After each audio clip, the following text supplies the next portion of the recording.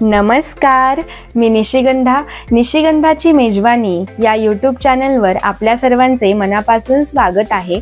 पौष्टिक खा आणि स्वस्थ राहा। मागच्या व्हिडिओमध्ये आपण पाहिलं होतं की खमंग योग्य प्रमाणात थालीपीठाची भाजणी कशी बनवायची। आजच्या व्हिडिओमध्ये आपण पाहणार आहोत खमंग आणि खुसखुशीत थालीपीठ।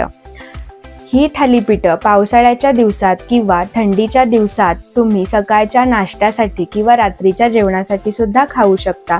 पटकन होतात आणि पौष्टिक सुद्धा आहेत।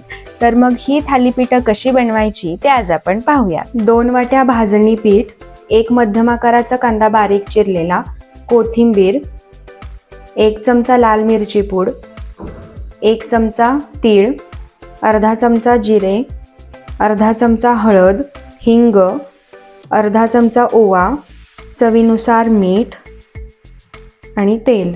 सर्वप्रथम आपण थालीपीठासाठी पीठ मळून घेऊयात। इथे मी 2 वाट्या भाजणीचे पीठ घेतले आहे। आता यामध्ये कांदा, कोथिंबीर, इथे मी कोथिंबीरीचा भरपूर वापर केलेला आहे, त्यामुळे थालीपीठाला अप्रतिम चव येते।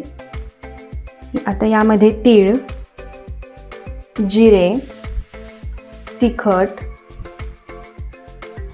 हळद, हिंग, ओवा मी हातावर असा चोळून टाकते, त्यामुळे चव खूप छान येते। 1 चमचा तेल आणि चवीनुसार मीठ।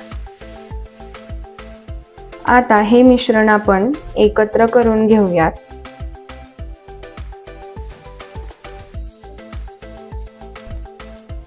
आता यामध्ये थोडे थोडे पाणी घालून पीठ चांगले मळून घेऊयात।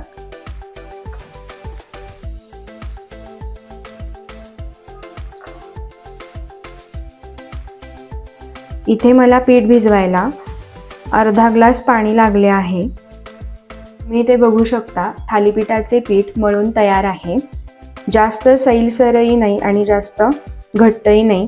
जर तुमचे पीठ जास्त घट्ट असेल तर थालीपीठ थापण्यासाठी त्रास होऊ शकतो। आता आपण थालीपीठ तयार करायला घेऊया। आता यातील मी छोटा गोळा घेते।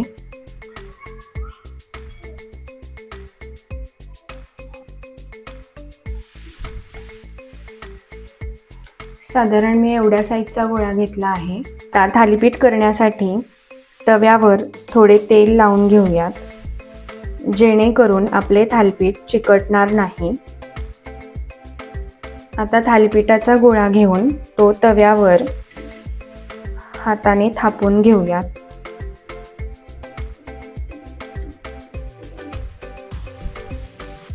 तव्यावर थालीपीठ एकसारखे थापून घेऊयात।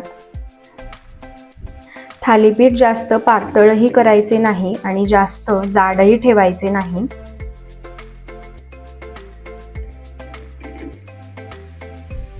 तुम्ही ते बघू शकता, थालीपीठ छान असे थापून झाले आहे।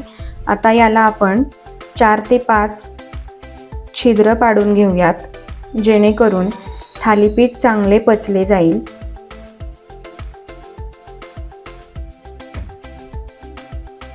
आता या छिद्रांमध्ये थोडे थोडे तेल सोडून घेऊयात।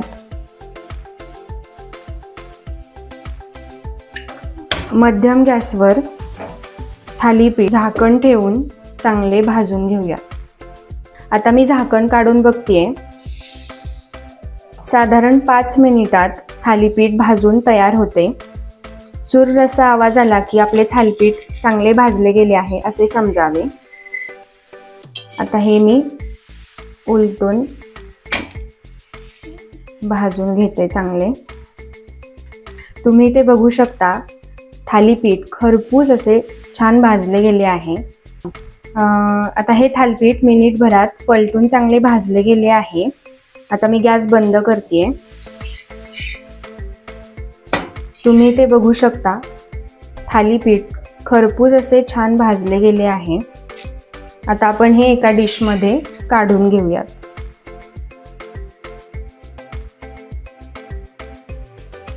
अशा प्रकारे मी सर्व थालीपीठे करून घेतली आहेत। इथे मी 2 तवे वापरले आहेत, जेणेकरून पहिला तवा गार होईपर्यंत दुसऱ्या तव्यामध्ये थालीपीठं करू शकतो, किंवा तुम्ही सुती कापडाचा वापर करून धपाटे बनवता त्यासारखे थालीपीठं बनवू शकता।